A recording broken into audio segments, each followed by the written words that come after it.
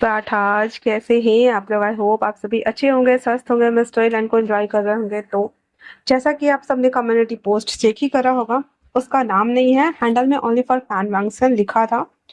200 शायद वर्ड्स की उसने पेज डाले थे, तो मैंने उससे रिलेटेड एक खिचड़ी बनाई है। आई होप कि ये खिचड़ी आप लोगों को जरूर पसंद आएगी। आई नो पसंद आएगी ही आएगी। तो ये खिचड़ी से रिलेटेबल हो गया। अब चलो मेन पॉइंट पे आते हैं। नई मेंबरशिप की स्टोरी ज्वाइन किया है मैंने। बोलोगे दीदी सारे में बोल रहे हो, तो ये लास्ट है, ठीक है। जिन लोगों को भी ज्वाइन करना है, जो सक्षम है, ज्वाइन करने लायक हैं, ज्वाइन कर सकते हैं। जिनको नहीं करना है, नॉर्मल स्टोरियाँ आती हैं, सुनते चलोगे सब लोग, ठीक है। मेंबरशिप सॉरी मेंबरशिप में हॉट पार्ट के लिए और पहले की जितनी भी स्टोरियाँ जा चुकी हैं, उन सारी स्टोरियों का लिंक का चैनल का लिंक टेलीग्राम का मैंने कम्युनिटी पोस्ट किया हुआ है, और वहां से कम्युनिटी से उठाओ, जा करके ज्वाइन कर लो, ठीक है ना। तो चलो हम इस स्टोरी को स्टार्ट करते हैं। First of all thank you so much आप लोगों को मुझे इतना सारा प्यार और सपोर्ट देने के लिए, हर हाल में मेरे साथ रहने के लिए, मेरे मोटे मोटे रसगुल्लो। एंड तो आप लोग ना थोड़ी सी कंजूसी कर रहे हो कमेंट्स करने में और लाइक करने में। मतलब वो होते हैं ना, अपना काम बनता और बाहर में जाए जनता टाइप्स। तो आते हो, स्टोरी सुनते हो, निकल जाते हो। लाइक करना तो दूर की बात है, कमेंट्स तक नहीं कर रहे हो आप लोग। So this is not fair. अगर ऐसा ही चलता रहा तो मैं सारे सब्सक्राइबर्स की स्टोरी लाना बंद कर दूंगी। मुझे पता है कि मेरे अलावा बहुत लोग लेके आते हैं, और उसके बाद मैं अपनी लेकर आऊंगी। क्योंकि अगर आप लोग मुझे ऑन डिमांड कुछ दे रहे हो, तो मेरे इतने डिमांड है कि नए आ रहे हो सब्सक्राइब कर दो, पुराने हो लाइक करो और कमेंट्स करो। ओके, चलो हम स्टार्ट करते हैं, ठीक है ना। मैरिज है ऑर्फन बॉय का पहला चैप्टर, दिल के रिश्ते। सुबह की हल्की हल्की ठंडी हवा हॉस्टल की खिड़की से अंदर आ रही थी। विंग उसकी आंखों की नींद से बोझिल थी, मगर उसके सपने की चमक हमेशा की तरह बहुत ही जगमगा रही थी। अनाथ होने का दर्द उसे अपने दिल में दबा रखा था। हाँ, विंग अनाथ है। उसके फैमिली में कोई भी नहीं है। हर दिन उसके लिए एक जैसा ही होता है। उसकी जिंदगी का एक ही बस काम है, हर दिन बस पढ़ाई का करना, काम के बीच घूमते रहना। वो उठता है, फ्रेश होने के लिए वॉशरूम चला जाता है। वॉशरूम से आने के बाद अच्छे से रेडी होता है। उसने जल्दी जल्दी से अपना बैग उठाया और कॉलेज जाने से पहले कैफे के शिफ्ट पकड़ने के लिए वो निकल जाता है। कैफे के दरवाजे पे बहुत ज्यादा भीड़ लगी हुई थी। जी हाँ, विंग कैफेटेरिया में काम करता है ताकि वो अपने कॉलेज की फीस कैसे भी करके जमा कर सके। कम से कम ग्रेजुएट होना तो बनता है ना। क्योंकि अगर आप ग्रेजुएट नहीं हैं तो आप मजदूरी वाले काम कर सकते हैं, इससे ज्यादा कुछ नहीं। लड़के लड़कियां हंसते खेलते ऑर्डर कर रहे थे।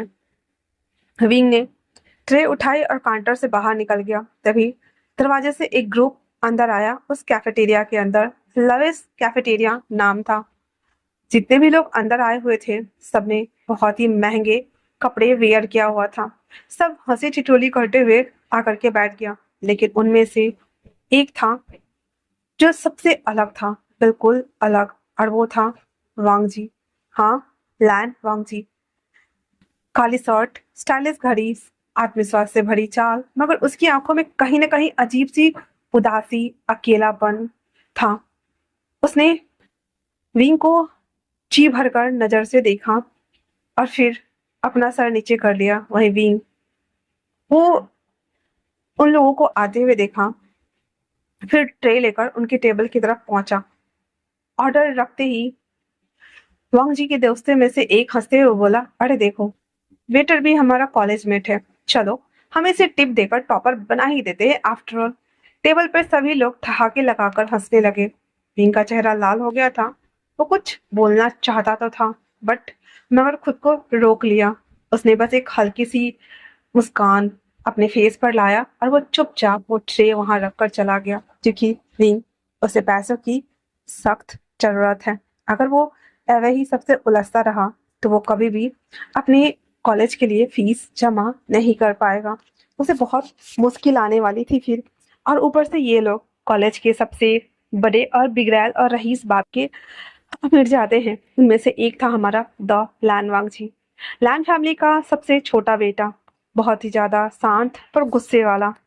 उसकी फैमिली रातों रातें कोई भी चीज खरीद सकती है, बना सकती है, बिगाड़ सकती है। उन्हीं में से उसका दूसरा दोस्त था वेन चाओ, जिसके फादर्स भी एक बिजनेसमैन थे। तीसरा दोस्त था सुयांग, जो उसके डैड एक प्रोड्यूसर थे। ऐसा करके उसके सारे ग्रुप्स में जितने भी लड़के और लड़कियां थे, सब बड़े और अमीर फैमिली से बिलोंग करते थे। उनमें से एक लड़की थी जिसका नाम लीसा था, और वो भी बहुत ही बड़े बिजनेसमैन की बेटी थी। सब लोग इतने बड़े थे जहाँ पे भी एक अदना सा छोटा सा खुद को एक साइड आउटसाइडर समझ रहा था, इसलिए वो चुपचाप वहां से वो चला जाता है। वहीं वांग जी चुप रहा, और उसने बस अविंग को जाते हुए देखा। उसने अपने दोस्तों को रोका भी नहीं, मगर उसकी आंखें विंग पर जाकर टिकी हुई थी, जैसे कि वो उसके दर्द को समझने की कोशिश कर रहा हो। क्योंकि विंग की आंखों में कुछ तो था जो वांग जी ढूंढ रहा था। उस रात हॉस्टल में लेटे हुए विंग के मन में वही नजारा घूम रहा होता है, और खुद से कहता है, पता नहीं क्यों वो लड़का, उस लड़के की आंखों में मुझे कुछ अपना सा लगता है। लेकिन अमीर लोग हमारी दुनिया समझ ही नहीं सकते। वो अमीर है और मैं गरीब। कैसे कैसे हमारी दुनिया एक हो सकती है? लेकिन रीम, जो कि बार बार वंग जी के बारे में सोचे जा रहा था, क्योंकि उन सब के भीड़ में अकेला एक वंग जी ही था जो कि उसे कुछ अलग सा लग रहा था। और इवन ऐसा नहीं था कि सिर्फ विंग को ये लग रहा था। विंग को ये पता नहीं था कि ये पहली मुलाकात शायद उसकी जिंदगी का सबसे बड़ा मोड़ बनने वाली हो। वही दूसरी तरफ वांग जी, वो भी अपने घर में स्टडी पे बैठा हुआ था। वो पढ़ाई तो कर रहा था, पर बार बार उसके सामने में विंग का मायूस सा चेहरा सामने आ जा रहा था। और दोपहर में कैंटीन एरिया में भी बिंग जब बैठकर पढ़ रहा था, और उसके हाथ में एक बंद था जिसे वो खा रहा था। उसका पूरा फेस ग्लूमी हो चुका था, फूल चुका था खाते खाते, बट फिर भी जो वांगजी था ना, उसे देखता है और देखता ही रह जाता है, तब तक जब तक कि उसे सोयांग ने आवाज नहीं दे दिया था। वांगजी इन सारी बातों को सोच रहा होता है और कहता है, "हाँ, वो मुझे इतना ज्यादा अट्रैक्टिव क्यों लगता है, और मैं क्यों सोच रहा हूँ उसके बारे में?" चैप्टर 2, किताबों के बीच का फासला। वांग जी हमेशा की तरह वो एज यूजुअली रेडी होता है, और वो नीचे आता है जहाँ पे उसकी फैमिली में सब लोग इधर से उधर भाग रहे होते हैं। जहाँ पे उसके मॉम डैड कंपनी जाने के लिए जल्दी जल्दी कर रहे होते हैं, वहीं पे सीचन वो भी रेडी होकर आ चुके थे। डाइनिंग एरिया पे फैमिली की बातें कम और बिजनेस की बातें ज्यादा हो रही थी। वांग जी बचपन से ही इन सारी बातों को सुनता आ रहा था। वो ये नहीं चाहता था कि उसकी फैमिली बिजनेस की बातें ना करे। वो एक बिजनेसमैन फैमिली में पैदा हुआ है, तो उसे ये सब कुछ सुनना और सीखना ही पड़ेगा। बट वो चाहता था कि जब घर पे हो तो फैमिली फैमिली जैसी लगी, घर घर जैसा लगे। मॉम डैड उसके बारे में पूछे कि वो क्या करता है, कैसे पढ़ता है, इतने अच्छे से नंबर से पास होता है, वो कितना प्राउड फील करते हैं। पर उसके घर में इंसान कम, और वो इन सब से बस अकेला जूझ रहा था। और वो बस चुपचाप नाश्ता करता है और कॉलेज के लिए निकल जाता है। वही हमेशा की तरह विंग कॉलेज की लाइब्रेरी उसकी पसंदीदा जगह थी। यहाँ वो किताबों के बीच अपने सपनों को पंख देता था, उससे बातें करता और उसमें डूब जाता था। उस दिन विंग अपने इकोनॉमिक्स प्रोजेक्ट की किताबों में डूबा हुआ था। अचानक से सामने वाले टेबल पर किसी की हल्की सी आहट सुनाई देती है। जब वो नजर उठाकर देखता था, तो देखता है कि वहां पे वांग जी बैठा हुआ था। विंग चौंक गया और खुद से कहता है बड़बड़ाते हुए, मिस्टर कोल यहाँ पे क्या कर रहा है?" वांग जी अकेला बैठा था। सामने मोटी किताबें और नोटबुक खुली हुई थी। वो कुछ लिख रहा था। विंग ने उसे गौर से देखा और मन ही मन सोचा, ये तो सबकी नजरों में पार्टी बॉय है, फिर इतना सीरियस होकर पढ़ाई क्यों कर रहा है? कुछ देर बाद वांग जी की किताब अचानक से ऐसे स्लिप होकर फर्श पर गिर जाती है, क्योंकि वो लिख रहा था तो पेजेस ना धीरे धीरे नीचे आ रहे थे। हंग विंग उसके पास आकर उसकी किताब को उठाकर कहा, ये लीजिए आपकी किताब। वांग जी ने पहली बार उसके सामने मुस्कुराते हुए विंग को देखा और कहा, थैंक यू। तुम विंग हो ना, कैफे में काम करते हो? विंग उसे देखता है। उसे बिल्कुल भी हजम नहीं हो रहा था कि ये मुस्कुराता भी है, हाँ, और वो थोड़ा सा रूखे अंदाज में बोलता है। हाँ, और मुझे अपने काम पे गर्व है। इसमें शर्म वाली कौन सी बात है? वांग जी उसे देखता है और बस देखता ही रह जाता है। कुछ पल वो चुप रहता है, फिर धीरे स्वर में कहता है, मैंने ऐसा तो नहीं कहा कि वो शर्म की बात है। मीम, जो कि उसके लहजे में सच्चाई को देखकर वो हैरान हो गया था। वो तो सोच रहा था कि ये घमंडी है, अकड़ू है, बिगड़ी हुई बाप का बिगड़ा हुआ बेटा है। जैसे सारे लोग होते हैं, अमीरजादे, ये वैसा ही है।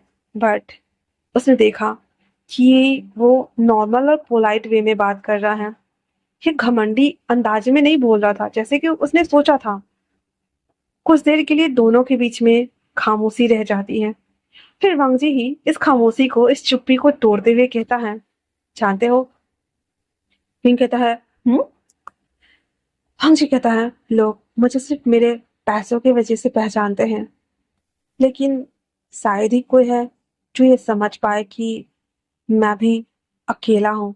विंग विंग ने उसकी आंखों में देखा। वो पहली बार था जब उसने महसूस किया कि ये कूल पार्टी बॉय बाहर से जितना भी चमकता हो, उतना से अंदर उतना ही अंदर से वो बहुत खाली है, बहुत टूटा हुआ है, बंधा हुआ है, और बहुत ज्यादा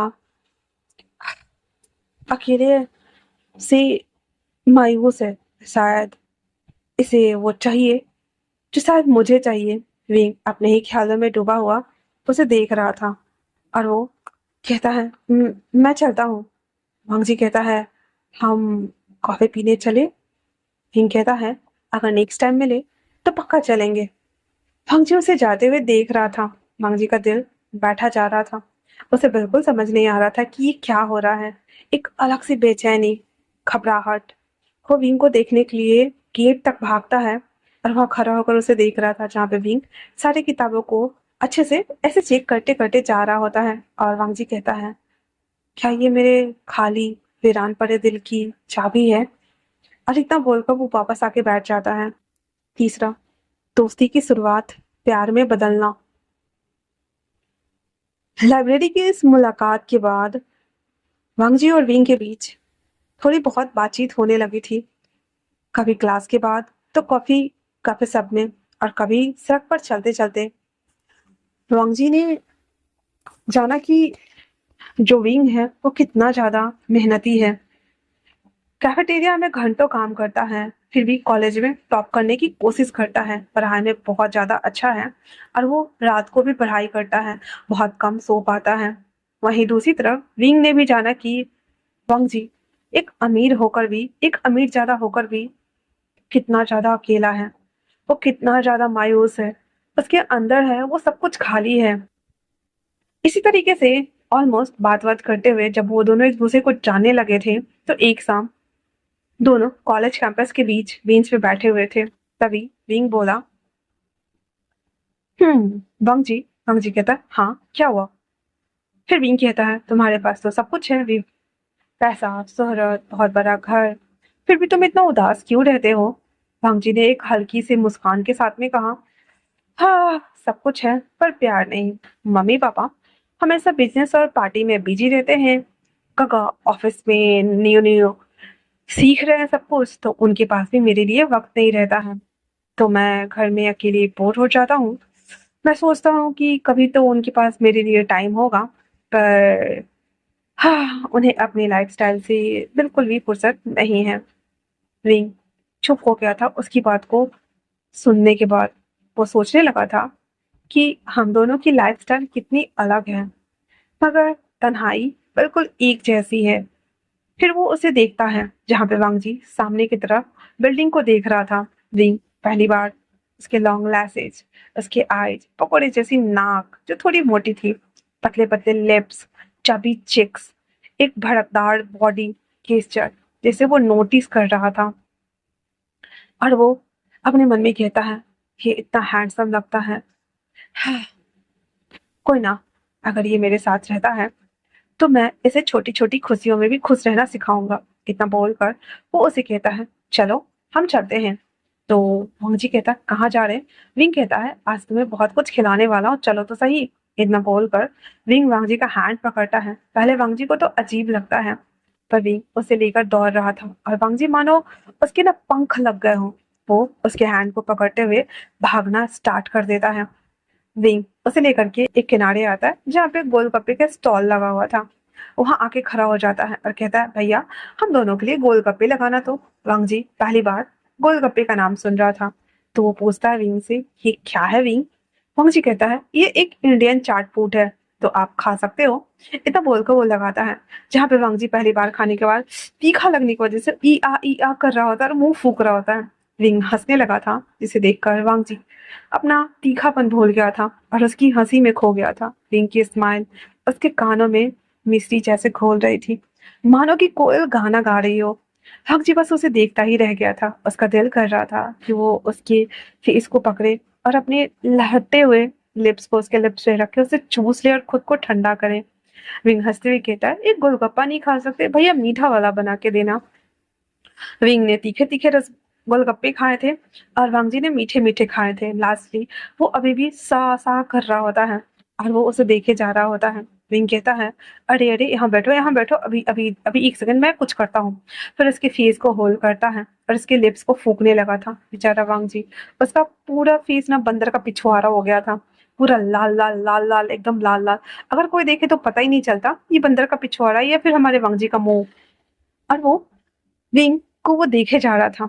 अब यहाँ पे वांगजी पहली बार विंग को नोटिस कर रहा था। उसके लॉन्ग लैसेस, पतली सी छेरेरी नाक, पतले पतले लिप्स, लिप्स के नीचे काला मोल, उसके पतले से स्किनी फेस, लहराते हुए बाल और हैंड जिस तरह से उसने पकड़ा हुआ था, वो सब कुछ।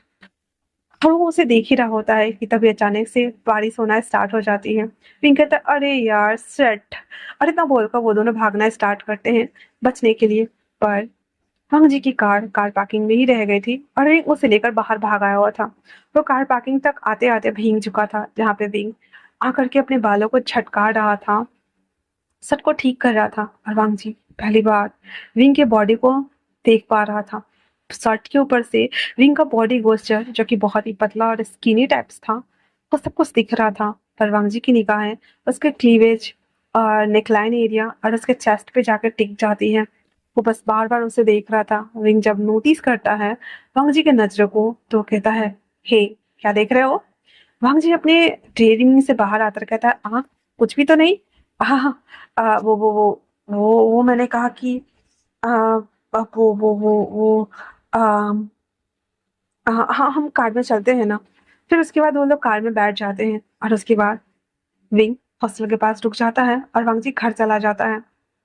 वांग जी ने विंग से नंबर एक्सचेंज कर लिया हुआ था। घर आने के बाद जब वो लोग कपड़े चेंज कर लेते हैं, वांग जी विंग को मैसेज करता है, क्या तुम हॉस्टल पे आराम से हो? विंग हाँ में सर हिला देता है और कहता है, हाँ लगता है मुझे हॉस्टल से भी जाना पड़ेगा क्योंकि पैसे कम पड़ रहे हैं। वांग जी कहता है, कितने चाहिए मैं दे देता हूँ। विंग कहता है, नहीं नहीं नहीं चाहिए मुझे, मैंने क्यों बताया तुम्हें, तौबा तौबा। और उसके बाद कहता है, मैंने बस ऐसे ही कहा, मैं रूम ढूंढ लूंगा, मैं उधर सेटल हो जाऊंगा। वांग जी तो विंग के अकाउंट पे कुछ पैसे सेंड कर देता और कहता है, ये रहा 6 मंथ का एक्स्ट्रा डिपॉजिट, डाल देना। और हाँ, पैसे लौटाने की जल्दी नहीं है, जब तुम्हारा मन करे तो 200-500 करके दे देना मुझे। विंग उसे कहता है, वांग जी हम दोस्त है ना, फिर ऐसा क्यों? वांग जी उसे कहता है, हाँ सही कहा। और अपने मन में कहता है, मैं तुम्हें दोस्त से ज्यादा मानने लगा हूँ विंग। और इतना बोल करके वो वापस से टॉपिक चेंज करता है, देन पढ़ाई और कॉलेज से रिलेटेबल बात करना स्टार्ट करने लगता है। फिर वांगजी उससे पूछता है कि क्या हम संडे को मूवी देखने चलें? टिंग कहता है, ठीक है। फिर वो लोग बातें करते हैं, देन फोन रख देते हैं। वीकेंड के टाइम पे शुयांग और वेंचा वांगजी से कहता है, वांगजी आजकल तुम कुछ ज्यादा ही बिजी रहने लगे हो उस वेटर बॉय की तरफ से। क्या बात है? क्या वो तुम अपने टाइम पास के लिए उसे पटाके रखना चाहते हो? वैसे वो बुरा दिखता नहीं है, पर हमारे लिए भी टाइम निकाला करो। वांगजी उन सबको अवॉइड करता हुआ कहता है, गाइस मैं तुम सबसे बाद में मिलूंगा। और इतना बोलकर वो वहां से निकल जाता है। जहाँ पे विंग बस स्टॉप पे खड़ा था, वांग जी उसे हाथ देता है। विंग भागकर उसके पास आता है और उसमें वो बैठ जाते हैं और फिर वो मॉल चले जाते हैं। मॉल में जाकर वांग जी 2 टिकट्स लेता है और वो देखने के लिए आ जाता है। फिर जब हॉल में आता है तो उसे पता चलता है, अरे सेट जो मूवी लगी थी वो दूसरे वाले की थी और यहाँ पे पुरानी मूवीज लगी हुई है। तो वो जब उठ के जाने लगता तो विंग कहता, अरे देखते हैं ना, पुरानी मूवीज मुझे बहुत पसंद है, प्लीज वांग जी। वांग जी बैठ जाता है, और वो कॉमेडी मूवी था जिसकी वजह से विंग खूब हंस रहा था, खूब हंस रहा था। और वांग जी विंग को देखकर हंस रहा था। देखते देखते कब वांग जी विंग के साथ घुल मिल जाता है, उसे खुद पता नहीं चलता। और वांग जी को विंग का साथ ही नहीं बल्कि उसका हंसना, उसका मुस्कुराना, उसकी नौटंकी, सब कुछ पसंद आ रहा था। वांग जी जो कि अब बस उसे खोना नहीं चाहता था, क्योंकि वांग जी की जिंदगी में पहली बार सच्ची स्माइल लौट कर आई थी। अब उसे पता चल गया था कि दिल खोल कर कैसे हंसना चाहिए, एक बच्चा कैसे अपनी लाइफ को जीता है। वहीं वांग जी जब विंग को देख रहा होता है, और विंग जब उसे देखता है अपनी तरफ देखते हुए, तो विंग भी उसे देखने लगा था, क्योंकि वो दोनों अब जानते थे कि ये दोस्ती अब सिर्फ दोस्ती नहीं रह गई है, कुछ और गहरा है, जो कुछ और खूबसूरत बनने लगा था, गहराने लगा था। और वो बस जानने की कोशिश में था, या फिर शायद से नहीं जानना चाहता था। और वो अपने आप से कहता है कि गलत है, वो दोस्त है मेरा। और सेम लाइन वांग जी भी बोल रहा था। फिर दोनों एक दूसरे को देखना बंद करते हैं और सामने मूवी देखना स्टार्ट करते हैं।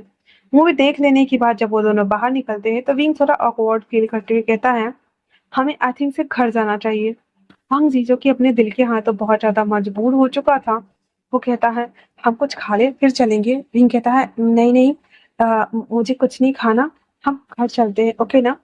वांग जी कहता है, ठीक है। फिर वो लोग वहां से जा रहे होते, तब पर भी वांग जी जो वैन में खाना मिलता है वहां पे रुकता है, एक खुद के लिए एक विंग के लिए लेता है, एंड देन वो हॉस्टल आ जाता है।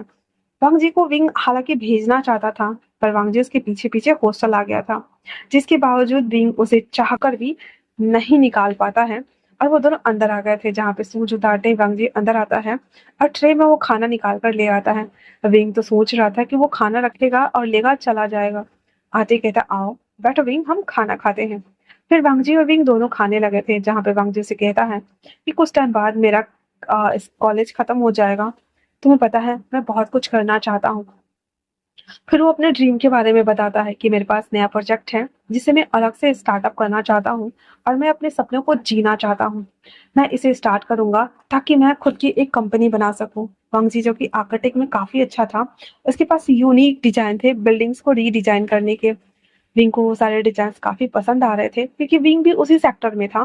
दैट्स व्हाई वो कहता, कुछ कुछ गलतियां तो हैं, पर डिजाइन काफी यूनिक है। और इस तरीके से वो दोनों एक ही सेक्टर में होने की वजह से हर बारीक चीजों को नोटिस कर पा रहे थे। वांग जी को विंग का इस तरह से नोटिस करना एंड बताना काफी अच्छा लग रहा था। वांग जी को लग रहा था कि उसे एक ऐसा पार्टनर मिल गया है जो ना कि उसे मेंटली बल्कि उसे फिजिकली भी सेटिस्फाइड कर सकता है। और अगर जब तक आपकी मेंटल पीस सेटिस्फाइड ना हो, आप फिजिकल सेटिस्फाइड होकर भी डिस्ट्रैक्ट ही रहोगे। और ये बात वांग जी को अच्छे से पता थी। खाना खा लेने के बाद वांग जी कहता है, विंग सो जाओ, मैं चलता हूँ। फिर वांग जी वहां से चला जाता है। ऐसे ही नॉर्मली कुछ दिन और बीत जाते हैं। एक शाम ढल रही थी, आसमान में काले बादल थे, और अचानक से बहुत तेज बारिश शुरू हो जाती है। विंग कैफेटेरिया से लौट रहा था, उसके पास छाता तक नहीं था, तो वो भीगता हुआ भागने लगता है हॉस्टल की तरफ। तभी एक कार उसके पास आकर रुकती है, और वो कार किसी और की नहीं बल्कि वांग जी की थी। वांग जी ने एक कार का शीशा नीचे किया और कहा, बैठ जाओ वरना जुकाम हो जाएगा मेरी तरह। विंग पहले तो मना करता है, लेकिन बाद में जब वांग जी जीत करता है और कहता है, विंग बस करो, बच्चे की तरह जिद करना बंद करो और जल्दी से आकर बैठ जाओ। तभी विंग ना चाहते हुए भी वो पैसेंजर वाले सीट पे जाके रुक जाता है। कार अचानक चलते चलते रुक जाती है, क्योंकि सड़क पे ट्रैफिक जाम था और दोनों कार में खामोशी से बैठे हुए थे। बारिश की बूंदें शीशे पर गिर रही थी। वांग जी ने धीरे से कहा, जानते हो विंग, मुझे लगता है कि तुम वो पहले इंसान हो जिसने मुझे पैसे से नहीं बल्कि दिल से देखा है। विंग उसकी आंखों में देखता है और फिर सामने देखने लगता है। वांग जी थोड़ा सा पास झुककर फुसफुसाता है, विंग शायद मैं तुम्हें अब खोना नहीं चाहता। विंग का दिल अचानक से बहुत तेजी से धड़कने लगता है, और वो हिम्मत जुटाकर कहता है, बिना वांग जी को देखे, सामने की तरफ देखते हुए, मैं मैं भी मैं भी तुम्हारे साथ खुद को थोड़ा महसूस करता हूँ। और इतना बोलकर जैसे ही वांग जी की तरफ मुड़ता है, एक रोमांटिक सीन क्रिएट हो रहा था। वांग जी का फेस एकदम विंग के फेस के नजदीक था। वांग जी उसे देख रहा था और विंग का हार्ट मानो मुंह में आ जाएगा, और वो एकदम से बड़ी आइज करते हुए देखने लगता है। वांग जी कहता है, तुम्हारी आंखें बहुत ज्यादा बड़ी और खूबसूरत है विंग। उस पर बारिश की बूंदों के बीच दोनों की चुप्पी टूट जाती है, और दोनों ने पहली बार अपने दिल का इकरार किया था। विंग उसे देखते हुए उसे ऐसे उसे हटाने की कोशिश करता है। वांग जी उसके हाथ स्टेयरिंग पे थे, और दूसरी तरफ उसका एक हाथ विंग के नेक पर जाता है और उसे अपनी तरफ खींचता है, उसके लिप्स को कैप्चर करता है, एंड देन किस करने लगता है। विंग तो पहले उसे हटाने की पुरजोर कोशिश करता है, पर बाद में वो खुद को सरेंडर कर देता है, क्योंकि वांग जी जब वो किस कर रहा था विंग के माइंड बॉडी सोल सब कुछ ऑन डिमांड कर रही थी और वो पीक पर थी। दोनों 3 मिनट तक एक दूसरे को कंटिन्यू किस करते तब तक जब तक कि पीछे से हॉर्न बजना स्टार्ट नहीं हो गया था और आगे से रेड लाइट चल नहीं गई थी, तो रेड ग्रीन नहीं हो गया था। वांग जी उसे देखता है, देन कहता है, चले। विंग जो कि अपनी सांसों को गहराई को नाप रहा था, और विंग वहां से उसे ले जाने लगा था। हॉस्टल पहुंचते ही वांग जी विंग के ऊपर सीधे हमला करते हुए उसे किस करना स्टार्ट कर देता है। धीरे धीरे उसके नेक लाइन को, जॉ लाइन को ग्रैब करते हुए किस करते हुए नीचे बढ़ रहा था। जैसे जैसे वो बढ़ रहा था वैसे वैसे उसकी प्यार परवान चढ़ने लगा था। वांग जी और विंग देखते देखते बेड पर कब आ गए थे उन दोनों में से किसी को पता ही ना चला। वांग जी विंग से कहता है, विंग मैं तुम में खोना चाहता हूँ, मैं तुम में होना चाहता हूँ, तुम मेरे और मैं तुम्हारा होना चाहता हूँ। क्या हम आगे बढ़े? विंग जो कि अब उस होश में नहीं था कि वो मना कर सकता था, और उसने सिर्फ हाँ हिलाई और शर्ट खोलना स्टार्ट किया। वांग जी भी अपने शर्ट्स को और सारी चीजों को रिमूव करने के साथ ही विंग को प्रिपेयर करना स्टार्ट कर चुका था। जैसे जैसे विंग प्रिपेयर हो रहा था, दर्द के साथ में एक मीठा एहसास विंग के अंदर कौंध रहा था। वो तेजी के साथ में विंग को किस वांग जी को किस करते हुए कहता है, अब और इंतजार नहीं, प्लीज आ जाओ। वांग जी धीरे धीरे खुद को उसके साथ कनेक्ट करता हुआ फाइनली एक होता है, और वो उस प्यार के सफर पे चल पड़ता है जहाँ पे दोनों की मंजिल एक होने वाली थी। प्यार से प्यार का सफर। जब दोनों एक दूसरे को पूरा करने के बाद एक दूसरे में सिमटे हुए थे, तो वांग जी कहता है, मेरे सपने काफी बड़े हैं विंग, क्या तुम मेरा साथ दोगे? विंग उसे कहता है, हाँ, बहुत ज्यादा, और मैं तुम्हारे साथ रहना चाहता हूँ वांग जी। वांग जी कहता है, मैं भी, हम क्यों ना एक अपार्टमेंट ले जहाँ पे हम साथ में रहेंगे। वांग जी का बात विंग को काफी अच्छा लगता है, एंडन कहता है, पर मैं इतना पैसा अफोर्ड नहीं कर सकता। वांग जी कहता है, सब कुछ मैं देख लूंगा विंग, तुम्हें जितना मन करे तुम उतना दे देना। इतना बोल वांग जी उसके साथ रहने के लिए रेडी हो जाता है, और विंग भी हाँ कर देता है। कुछ दिनों बाद वांग जी ने एक अपार्टमेंट देख लिया था जो कि 2 BHK का था। तो वो दोनों थोड़े बहुत पैसे डिवाइड, सारा पैसा तो हालांकि वांग जी का लग रहा था, पर फिर भी थोड़ा बहुत विंग ने भी कंट्रीब्यूट किया था। एंड देन उसके बाद वो लोग अपने सामानों को शिफ्ट कर रहे होते हैं, जहाँ पे विंग बहुत ही ज्यादा स्माइल वे में वांग जी को देखते हुए सारे सामान को पैक कर रहा होता है, पर वांग जी उसका मूड कुछ और ही कर रहा था। वो विंग के हाथ से कार्टून बॉक्स लेता है और उसे कहता है, पहले हम खुद को किसी सेफ जोन में लेके जाए, क्योंकि मैं नहीं चाहता कि एक भी फोटो फ्रेम टूट जाए। रिंग कहता है, वांग जी ये क्या कर रहे हो, मुझे सेटल होना है प्लीज। पर वांग जी उसे गोद में उठाते हुए बेड पे लाके पटकता हुआ कहता है, एक बार ट्राई तो करे, ये बेड ज्यादा आवाज तो नहीं करती ना। अरे इतना बोलकर फाइनली वो दोनों फिर से एक दूसरे के कनेक्ट होते हैं। वांग जी उसे कहता है, रिंग तुमसे बहुत ज्यादा प्यार करता हूँ, इतना ज्यादा कि मैं तुम्हारे बिना जीने का सोच नहीं सकता। रिंग उसे कहता है, और मैं भी वांग जी, बिल्कुल भी नहीं।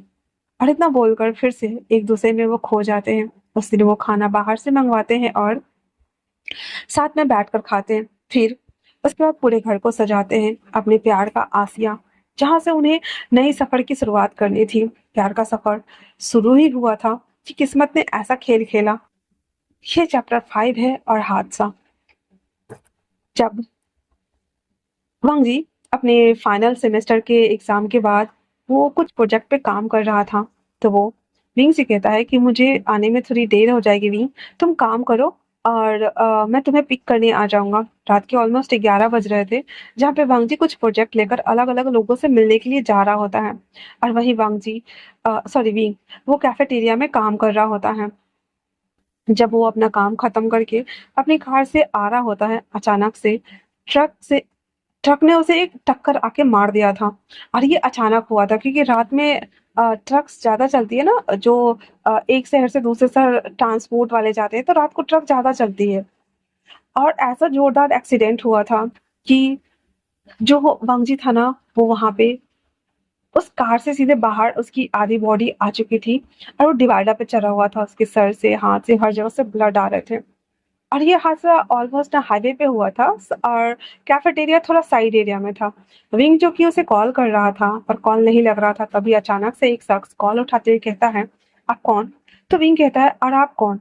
तब वो शख्स कहता है कि ये फोन जिसका, उसका एक्सीडेंट हो गया है। विंग भागता हुआ पहुंचा भांगजी के पास। वे भांगजी खून से लथपथ वहां पे पड़ा था। विंग भांगजी को देखते ही चिल्ला पड़ता है और कहता है, प्लीज इसे इसे कुछ मत होने देना। और वो वहां पे खड़ा था। तब तक एम्बुलेंस आ गई थी और उसमें वो डाला हुआ था। विंग भी वो हॉस्पिटल के लिए निकल जाता है। कई घंटे ऑपरेशन चलते हैं और वहां पे वांग जी के फैमिली वाले भी आ गए हुए थे, सारे के सारे।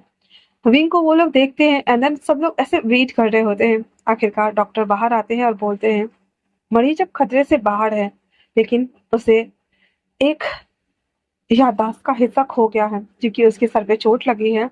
और वो कुछ सालों की बातें शायद वो भूल गया है, वो याद नहीं कर पा रहा है। ये बात सुनते ही रिंग के पैरों तले तो जमीन ही खिसक गई।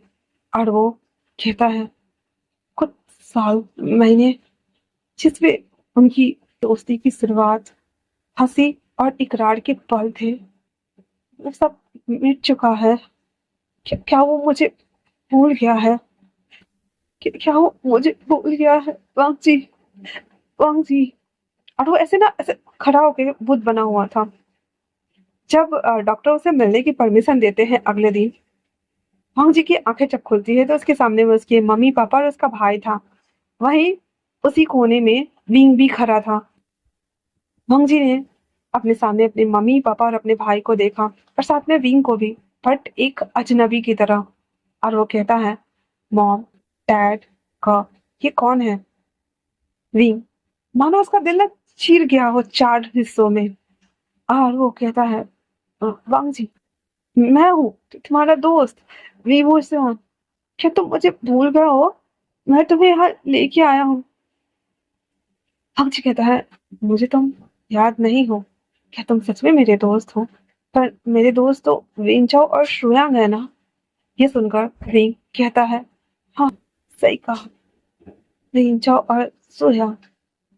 डॉक्टर तभी आते हैं और कहते हैं, फिलहाल से मरीज को किसी भी तरीके का झटका ना दिया जाए, क्योंकि अगर आपने ऐसे ऐसा कुछ भी कहा तो आप जानते हैं, इनके जो भूलने की बीमारी है वो स्टार्ट हो जाएगी और वो एक एक करके सब कुछ भूल जाएंगे। इनकी अगली और पिछली सारी यादें चली जाएंगी, इवन बचपन तक की यादें, और वो हर एक फैमिली मेंबर को भूलता चला जाएगा। ये सुनकर वांग जी की मॉम विंग को खींच कर बाहर लाती है और उसे कहती है, तुम मेरे बेटे से दूर रहो, क्योंकि देखो तुम्हारी वजह से उसे क्या हो गया है। अब क्या चाहते हो तुम?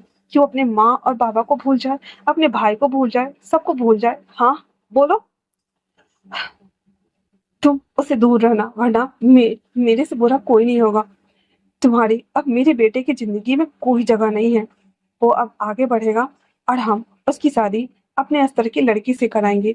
तुम्हें क्या लगता है मुझे पता नहीं है? हाँ, मुझे सब पता है।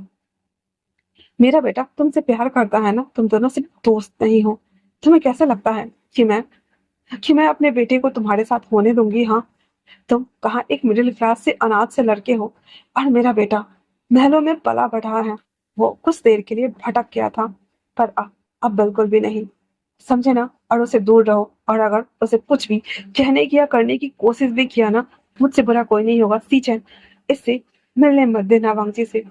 सीचन विंग को लेकर बाहर आता और कहता है, देखो, मैं तुम्हारे ऊपर ज्यादती करना या गुस्सा करना नहीं चाहता हूँ, बट खुद तुमने देखा ना वांगजी, तुम्हें भूल गया है विंग। और हमारे घर में सबको पता है, क्योंकि वांगजी जब हॉस्टल शिफ्ट हो रहा था तब हमने उसे पूछा था कि वो घर से दूर क्यों जा रहा है। पहले तो उसने नहीं बताया, पर बाद में उसने बताया कि वो तुम्हारे साथ रहना चाहता है। बाद में मॉम के बहुत ज्यादा बोलने पर उसने कह दिया कि वो तुमसे प्यार करता है, और इसके बावजूद भी वो उसके साथ रहना चाहता था। इसलिए हम सब ने उसे जाने दिया, क्योंकि कॉलेज पूरा होने के बाद वो कहाँ जाएगा, आखिरकार घर लौट कर आता। पर अब वो तुम्हें भूल चुका है, उसका एक हिस्सा जो तुम्हारी जिंदगी से जुड़ा था वो गायब हो चुका है विंग। तो उसे जाने दो और तुम भी आगे बढ़ जाओ, इतना बोल सीचन विंग को कुछ रुपए ऑफर करते हैं। पर विंग वो पैसा नहीं लेता है, क्योंकि विंग का प्यार इतना कमजोर भी नहीं था कि वो बिक जाएगा। विंग टूटा हुआ सा वो उसके अपार्टमेंट से सारा सामान उठाता है और वापस से उसी हॉस्टल में चला आता है जहां वो पहले रहा करता था। और वो कहता है खुद से, हाँ, शायद यही मेरी किस्मत है, जो मेरा था उसे भी मैंने खो दिया। मेरी किस्मत में परिवार लिखा ही नहीं है। बचपन में मैंने अपने मम्मी पापा को खो दिया, और अब जिसे मैं बेहद प्यार करने लगा था, जिसके बिना मैंने अपनी दुनिया इमेजिन तक नहीं की थी, मैंने उसे खो दिया। मैंने उसे खो दिया, इतना बोल भी रुक जाता है, एक कोना में बैठता है एंड देन रोना शुरू कर देता है। वो बहुत रोता है, बहुत ज्यादा रोता है, बहुत ज्यादा। उस दिन नवीन ने खाना खाया न पानी पिया। वो फर्श पर बेजान पड़ा हुआ था, जैसे मानो कि उसकी जान निकल गई हो। वो बस एक ही बात बोलता रहा, रंग जी, हमारे बीच सब कुछ हो चुका है, इसके बावजूद तुम मुझे कैसे भूल सकते हो? तुमने कहा था कि मैं तुम्हारी दुनिया हूँ। तुमने कहा था कि मैं तुम्हारा सब कुछ हूँ। तुमने कहा था तुम्हारी तन्हाई में मुस्कुराने की वजह हूँ। तुमने कहा था कि तुम्हारा खिलता मुस्कुराता हुआ जीवन हूँ मैं, लाइफ लाइन हूँ। पर क्या हुआ? तुम मुझे कैसे भूल सकते हो वांग जी? मैं तुमसे बेइंतहा मोहब्बत करता हूँ। इस मोहब्बत की सजा ऐसी है कि मैं अब न जी पा रहा हूँ, न मरना चाह रहा हूँ। अब क्या करूँ वांग जी, मैं क्या करूँ?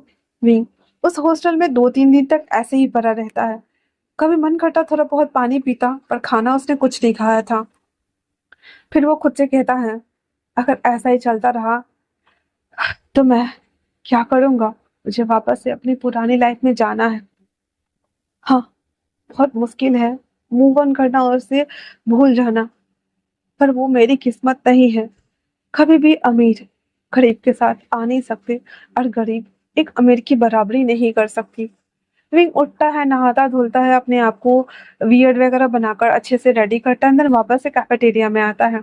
इतने दिनों बाद आया था, तो कैफेटेरिया के मालिक जो कि सॉन्गलैंड था उसे कहता है, विंग क्या बात है? विंग अब पहले जैसा बिल्कुल भी चुलबुला नहीं रहा था। हालांकि वो पहले भी बहुत कम बात करता था, पर अब विंग के चेहरे को देखकर लग सकता था कि विंग के साथ कुछ तो बुरा हुआ है। तो वो कहता है, काका, कुछ भी नहीं हुआ है। मैं बस थोड़ा सा टूटा हुआ हूँ, पर बिखरा नहीं हूँ। बस संभलना चाहता हूँ, होश में आना चाहता हूँ। मेरी मदद करेंगे क्या? सॉन्गलन उसे गले लगाते हुए कंसोल करता है। रिंग फिर से फपक कर रोना शुरू कर देता है और कहता है, काका, मैंने खो दिया उसे, वो मुझे भूल गया। हमारी दुनिया अलग क्यों है काका? सॉन्गलन कहता है, रिंग, सच में हमारी दुनिया उनकी दुनिया से अलग है। हम चाहे भी तो उनकी दुनिया का हिस्सा नहीं बन सकते हैं, और अगर बन भी गए तो उनके जैसा कभी नहीं हो सकते। हमें हमेशा आउटसाइडर समझ के ट्रीट किया जाएगा। आगे बढ़ो, क्या पता कुछ और अच्छा लिखा हो। रिंग हाँ में सर हिलाकर वापस से काम करने लगता है।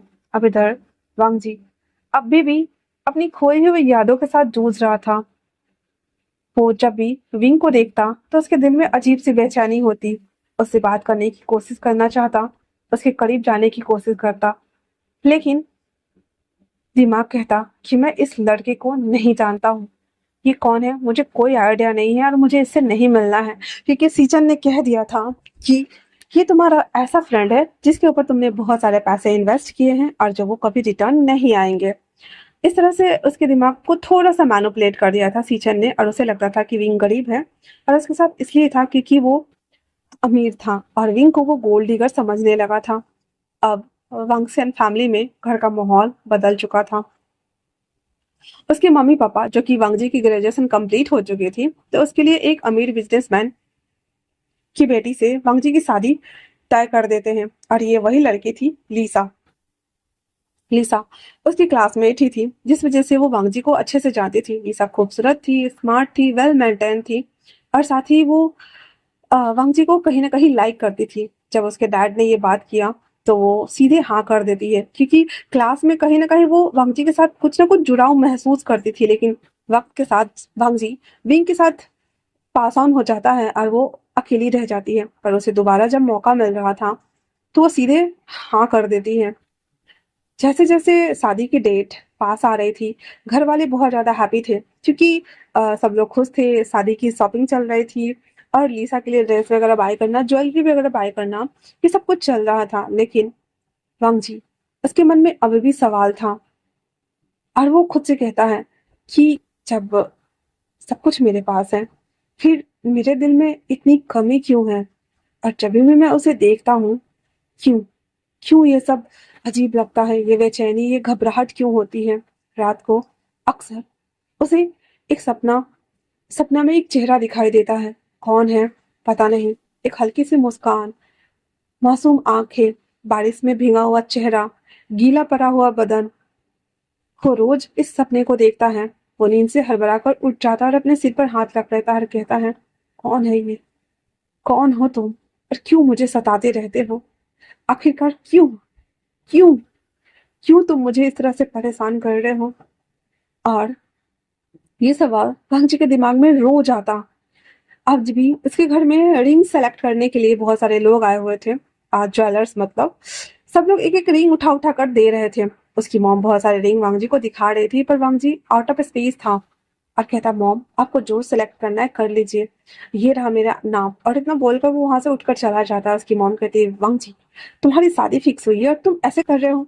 देखो तो सिचैन के लिए भी हमने लड़की सेलेक्ट की हुई है, और सिचैन की शादी वंचिंग के साथ में फिक्स्ड हुई थी, जिस वजह से सीचन के लिए भी सब कुछ सेलेक्ट किया जा रहा था। सीचन कहता है, मॉम मैं उससे बातें करके आता हूँ। वांग जी, जो कि गैलरी में आके खड़ा था, सीचन आते कहते हैं, क्या हुआ है वांग जी? वांग जी कहता है, कौन है वो जो मुझे यूं सताता है गगा? क्या लगता है वो मेरा? मैं जानता हूँ वो कोई तो है जिसे मैं जानता हूँ अच्छे से। सीचन कहता है, वांग जी ये तुम्हारे मन का वहम है और कुछ नहीं। वो कोई भी नहीं है। तुम्हारे लाइफ में लीसा के अलावा कोई नहीं था, और अगर तुम्हें सपने आ रहे हैं तो वो बस लीसा के ही है और किसी के भी नहीं है। चलो वापस चलते हैं। वांग जी कहता है, आप जाइए और आप ही सेलेक्ट कर लीजिए, मुझसे नहीं होगा। इतना बोल वांग जी सावर लेने चला जाता है। वो बात तब में बैठा तो था, बट उसे वो सपने में भागता हुआ लड़का, भींगा हुआ बॉडी, स्माइल करता हुआ चेहरा, सब कुछ याद आ रहा था। और वो कहता है, कौन हो तुम? क्या है ये? क्यों है ये बेकरारी क्यों है? क्यों याद आ रहे हो? अरे ये सोचते हुए वो पानी के अंदर डुबकी लगा देता है। जैसे जैसे दिन नजदीक आ रहे थे, वांग जी ने कैफेटेरिया जाना, आई मीन की उस रोड में जाना बंद कर दिया था, क्योंकि उसका कॉलेज खत्म हो चुका था। तो वो रूट में क्या करने जाए? वही भी धीरे धीरे करके वो आगे बढ़ तो रहा था, पर वांगजी का जाना और उसके लाइफ का एकदम से अचानक से खाली हो जाना उसे बहुत ज्यादा सता रहा था। उसे बिल्कुल समझ नहीं आ रहा था कि इस खालीपन को वो कैसे भरे, कैसे ये सब कुछ करे। उसकी लाइफ भी जैसे तैसे बस कट रही थी। अब उसके जीवन में एक ही लक्ष्य था, पैसे कमाना, ग्रो करना, और बस ग्रो करना। विंग ने भी वांगजी के बारे में पूछना चालना बंद कर दिया था, क्योंकि वो समझ गया था कि उसकी दुनिया अलग है और उसकी दुनिया अलग। उसने उसके सारे कॉन्टैक्ट सबको डिलीट कर दिया हुआ था। उसके पास कुछ भी नहीं था। 3 मंथ हो चुके थे और 3 मंथ्स में वांगजी की लाइफ इधर से उधर हो चुकी थी, और विंग की लाइफ पूरी तरीके से वापस उसी जगह आ गई थी जहां से उसने शुरुआत किया था। शादी से ठीक एक दिन पहले वांगजी बहुत ज्यादा घबराया हुआ था। उसे नहीं समझ में आ रहा है कि आज ये सफोकेशन क्यों है। क्यों क्यों वो बहुत ज्यादा बेचैन है। क्या हुआ है? आज वापस से बारिश हो रही थी। बारिश को देखते ही वांगजी सीधे कार की चाबी उठाता है और कार लेकर वहां से चला जाता है। सीजन जब तक आता आता तब तक वांगजी अपने मैंशन से निकल चुका था। वो जब जा ही रहा होता सड़कों पे, उसे नहीं पता था कि वो कहाँ जा रहा है। अचानक से उसकी नज़र उसी पुराने कैफ़े पे पड़ती है जहाँ पे विंग काम करता था। वो अपनी कार को साइड लगाता है, इस उम्मीद में कि शायद उस फेस को वो यहाँ देख पाएगा। वो वहाँ आता है, पर आज कैफेटेरिया में बारिश होने की वजह से बहुत कम लोग थे और विंग का शिफ्ट शाम का था, तो वो अभी तक नहीं आया हुआ था। वो उस कैफेटेरिया को एक बार पूरी पैनी निगाहों के साथ में देखता है और उसे देखते ही कुछ झलकियां याद आती है और साथ में वो शख्स, वो चेहरा भी, जो कि पहले धूमिल था, हल्का हल्का दिख रहा था और अब उसे दिखने लगा था जहां उसने पहली बार विंग को देखा था। भंग जी का दिल जोरों से धड़कना शुरू हो जाता है और वो अंदर आ जाता है क्योंकि वो कॉर्नर गेट पे खड़ा था। कैफेटेरिया का वही कोना, वही मेज और अचानक से उसकी आंखों के सामने ढेर सारे यादों का बवंडर लौट रहा था। रिंग की हंसी, लाइब्रेरी की बातें, बारिश का इकरार और फिर एक्सीडेंट। वांग जी जोर से चीख पड़ता और कहता है, विंग! उसकी आंसू से आंख उसकी आंखों से आंसू बह निकले थे और वो कहता है, मैं मैं कैसे भूल सकता हूँ उस इंसान को जिसने मुझे जीना सिखाया, जिसने मुझे प्यार क्या होता है वो बताया, जिसने मुझे बताया कि किसी का साथ होना क्या होता है, अकेलेपन को चीरते हुए वो इस्माइल। कैसे कैसे भूल सकता हूँ मैं तुम्हें वीन, कैसे भूल सकता हूँ मैं तुम्हें वीन। ये बोलते हुए वांग जी, जिसको सब कुछ याद आ चुका था, वो सीधे हॉस्टल पहुंचता है क्योंकि उसे पता था कि विंग उसके रूम पे तो नहीं होगा। वही विंग कमरे में अकेला बैठा था, अपनी नोटबुक में सपनों को लिखते हुए, मगर आंखों से आज भी आंसू टपक रहे थे। विंग को तो पता तक नहीं था कि वांगजी इतना आगे बढ़ चुका है कि इसकी शादी होने वाला है। दरवाजा जोर से खटखटा रहा था और वो जब तक उठकर खोलता तब तक दरवाजा खुल चुका था और वांगजी अंदर आया, हाँफते हुए कहा, विंग! विंग जैसे मानो तो चौंक ही गया था और कहता है, वांगजी, तुम यहाँ क्या कर रहे हो? हाँ। वांगजी उसके पास आता है और कांपते हुए लहजे से, उसकी आंखों में भी आंसू था, दिल में बेचैनी थी, घबराहट था, सब कुछ था और वो कहता है, उसके कंधों को कस के पकड़ते हुए, वीन, मुझे सब याद आ गया, सब कुछ याद आ गया। गॉड डैम, हर पल, हर बात, सब कुछ, सब कुछ याद आ गया है। और अगर मैंने तुम्हें खो दिया तो मेरे पास कुछ भी नहीं बचेगा वीन। आई एम सो सॉरी कि मुझे तुम्हें याद करने में पूरे 4 मंथ लग गए। आई एम सो सॉरी कि मुझे यहाँ तक आने में इतना टाइम लग गया। आई एम सो सॉरी वी, मुझे अब सब कुछ याद आ गया है। और इतना बोलकर वो उसे गले लगा लेता है। वी, उसकी भी आंखें भरी आई थी लेकिन कहता है, तुम्हारे मम्मी पापा? तो कहता है, मम्मी पापा के कुछ नहीं। फिर विंग कहता है, मैंने सुना कि तुम शादी करने वाले हो, क्या ये सच है? वांग जी उसे देखता और कहता है, हाँ, लेकिन अब नहीं, अब मैं शादी नहीं करूंगा, चाहे कुछ भी हो जाए। शादी तो मैं तब करूंगा ना जब मेरा दिल चाहेगा, और मेरा दिल तो सिर्फ तुम्हारा है ना वी। इतना बोलकर वांग जी विंग को गले लगा लेता है और रोना शुरू कर देता है, कहता है, मुझे माफ कर दो वी, मैं तुम्हें कैसे भूल गया, मैं कैसे भूल सकता हूँ, कैसे कैसे भूल सकता हूँ कि मैं तुम्हें बेपनाह मोहब्बत करता हूँ, कैसे भूल सकता हूँ कि तुम्हें चाहना, तुम्हें छूना मुझे कितना ज्यादा पसंद है। कैसे भूल सकता हूँ कि तुम्हारी ये खिलखिलाते हुए आसमां स्माइल जो मेरे लिए है, मेरी बंजर बेजान पड़ी दुनिया को भरती है, हरा भरा बनाती है। कैसे भूल सकता हूँ कि तुमने मुझे फैमिली होने का एहसास कराया है। कैसे भूल सकता हूँ। और रही बात शादी की, तो मेरे याददाश्त जाने का फायदा उठाया है मेरी मॉम ने। मैं ये शादी बिल्कुल नहीं करने वाला। और ये सच है कि मेरी शादी फिक्स हो गई है वी, पर मैं तुमसे वादा करता हूँ कि मैं शादी नहीं करने वाला हूँ। इतना बोल वांग जी उसके लगकर गले लगकर बहुत रो रहा था, बहुत ज्यादा रो रहा था विंग, जो कि इतने टाइम बाद उससे मिला था। वो कहता है, ऐसे नहीं रोते, अब सब कुछ याद आ गया है तो रोगे तो और ज्यादा सर पे असर करेगा। प्लीज रोना बंद करो वांग जी, मत रो प्लीज, मेरे लिए तुम लौट आए वही काफी है। मुझे लगा था कि हमारी दुनिया अलग है तो हम कभी एक हो ही नहीं पाएंगे, पर मुझे खुशी है तुम मुझे छोड़ के तो नहीं जाओगे ना Wang ji. I love you, I love you, I love you Wang ji, I love you, I love you Wang ji. मैं तुमसे बहुत ज्यादा प्यार करता हूँ, पर मैं तुम्हारे बिना मर जाऊंगा। मुझे नहीं पता कि मैं कैसे जी रहा था। तुम जानते हो, मैं तुम्हें रोज देखना चाहता था। मैं तुम्हारा रोज वेट करता था कैफेटेरिया में कि तुम आओगे, मुझसे बात करोगे, पर मैं उस दिन के बाद से तुम्हें देख ही नहीं पाया। मैं तुम्हें देखना चाहता था, पर तुम वांग जी कहता है, खुद मुझे चुप रहने के लिए बोल रहे हो और बच्चे की तरह रो रहे हो भाई, कैसे होगा ये। विंग कहता है, "हाँ, मैं भी नहीं रहूंगा, तुम भी मत रो, तुम्हारे सर पे असर करेगा वांग जी, प्लीज मत रो, प्लीज मत रो, प्लीज मत रो, प्लीज मत रो Wang ji, I love you Wang ji, I love you so much Wang ji, I love you, I love you, I love you Wang ji. इतना बोलकर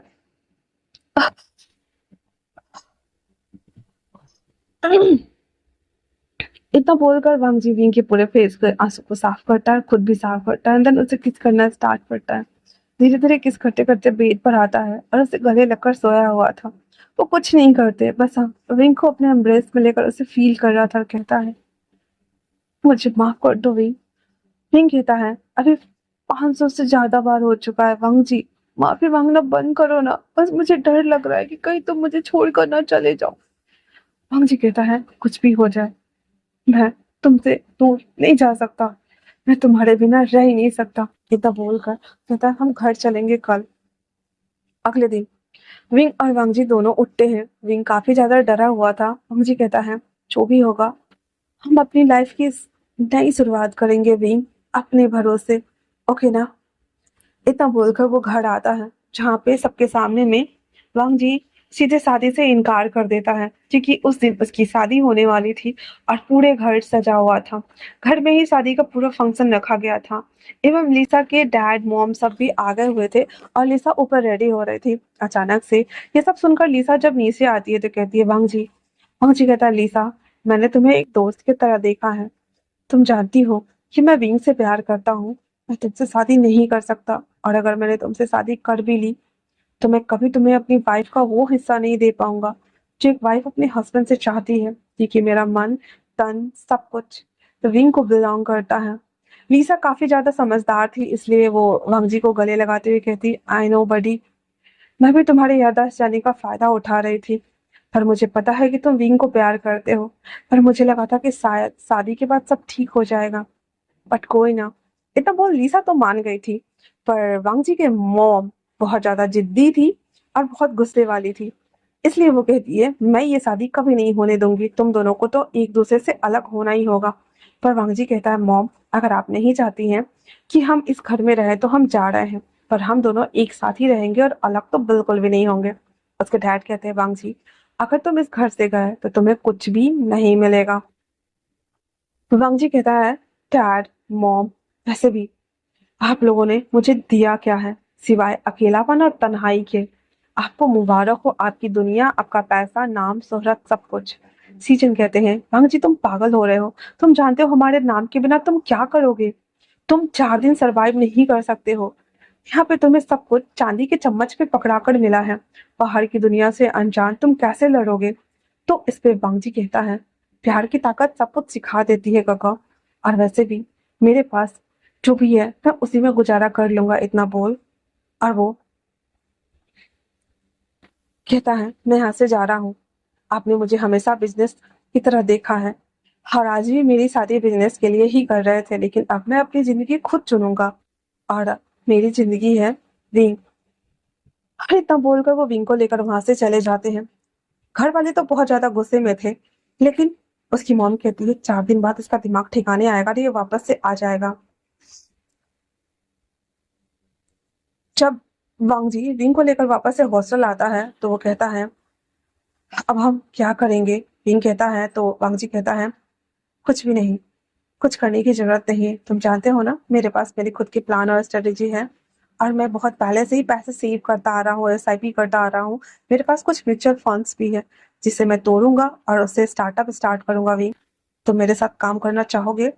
विंग हामी भर देता है।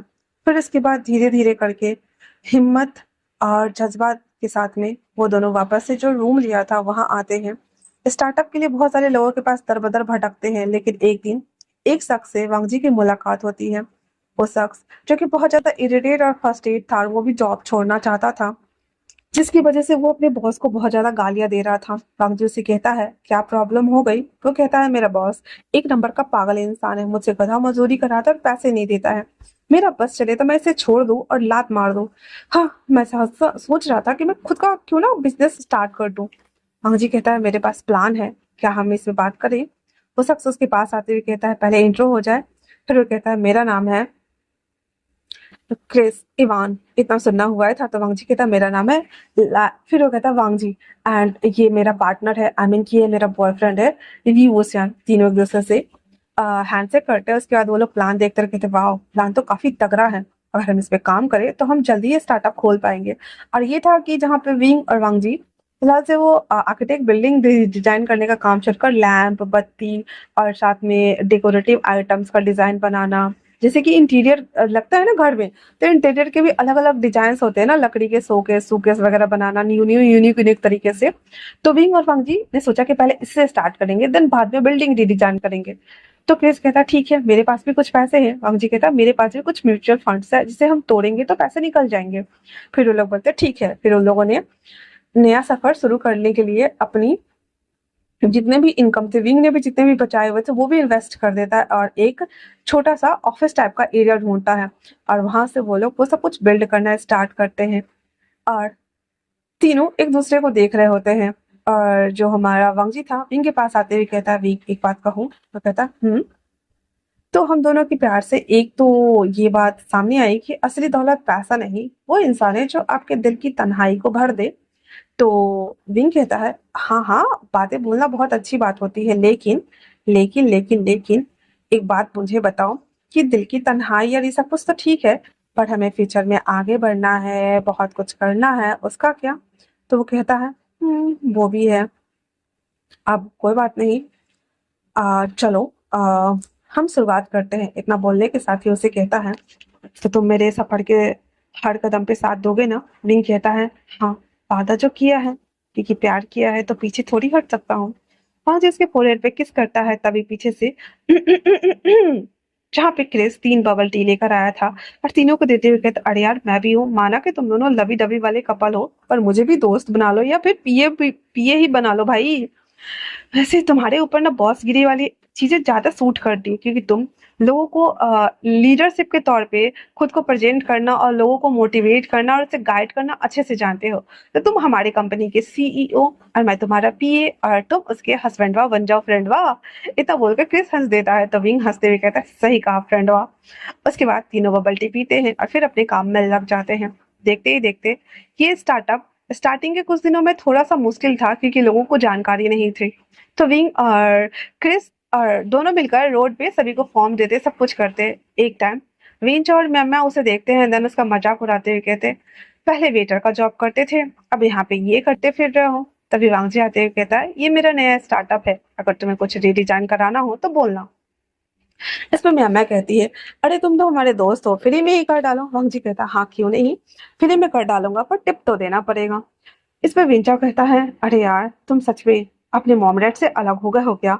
हाँ, तुम्हें ये गरीबी वाली जिंदगी रास आ रही है? वांगजी कहता है तुम मेरे दोस्त हो या दुश्मन, या तुमने मुझसे इसलिए दोस्ती की थी ताकि मैं पैसे और लैंड फैमिली का बेटा था? विंचाओ कहता है अरे यार, तो सच ही तो कह रहे हैं ना कि हमारा अपना खुद का एक स्टेटस है, अगर हमारे मॉम डैड ना हो तो हम तो कुछ भी नहीं है।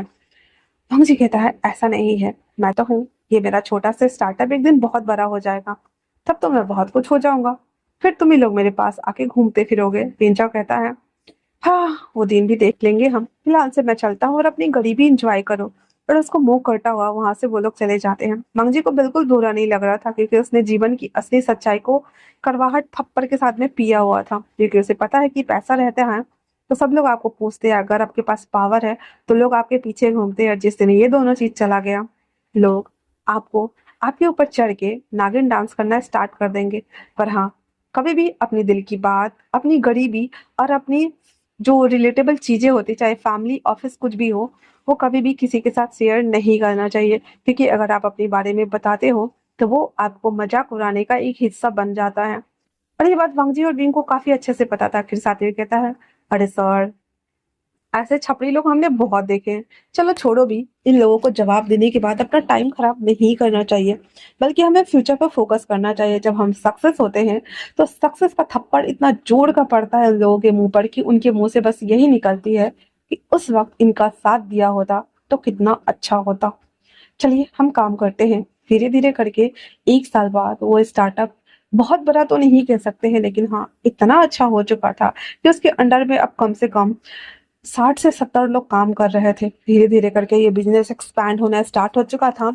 वांग जी का सपना था बिल्डिंग डिजाइन करने का, पर फिलहाल से वो बिल्डिंग की जगह पे कमरे को रीडिजाइन कर रहा था, क्योंकि वो आर्किटेक्ट से रिलेटेबल और इंटीरियर से रिलेटेबल दोनों सारी चीजें कर रहा था। वांग जी कहता है, विंग, आज एक सम्मेलन होने वाला है जिसमें बहुत बड़े बड़े बिजनेसमैन आएंगे, मैं चाहूँ क्या? इस पे क्रिस और विंग कहता है, कंग्रेचुलेशंस वांग जी, हम तुम्हारे लिए कोट लाए हैं और तुम जाने की बात कर रहे हो। क्रिस कहता है, और ये मैं टिकट लेकर आया हूँ। और हाँ, वहां से आना तो प्रोजेक्ट लेकर ही आना, क्योंकि मुझे पता है वांग जी, तुम्हारा ये प्रोजेक्ट तुम्हारा ड्रीम हाउस है, और इस प्रोजेक्ट का तुम पिछले 3 सालों से प्रैक्टिस कर रहे हो, तो ये तुम्हें जरूर मिलेगा वांग जी। वांग जी विंग को किस करता और कहता है, सच में? विंग कहता है, हाँ वांग जी। वांग जी कहता है, विंग, तुमने हर कदम पे मेरा साथ दिया है, जब मैं गिरा हूँ तब, जब मैं टूटा हूँ तब, जब मेरे पास कुछ नहीं था तब। विंग कहता है, क्योंकि मैं तुमसे प्यार करता हूँ वांग जी। जब तुम मुझे भूल गए थे तब मैंने जाना कि ये कितना मुश्किल होता है खुद को समझाना और उस शख्स से दूर रहना जिसे आप बेइंतहा मोहब्बत करते हैं। और मुझे यकीन है कि तुम्हें मिलेगा। किस कहता है, ऑल द बेस्ट सर, मैं आपके साथ चलूं? तो विंग कहता है, हाँ हाँ, तुम इसके पीए हो तो जाओगे नहीं, रिप्रेजेंट कौन करेगा? फिर वो लोग अच्छा सा प्रेजेंटेशन बनाते हैं एंड देन वो दोनों कोट लेते हैं, देन चले जाते हैं। अब क्रिस जो कि ऑफिस में काम कर चुका था, तो वो अच्छा एक्सपीरियंस बंदा था।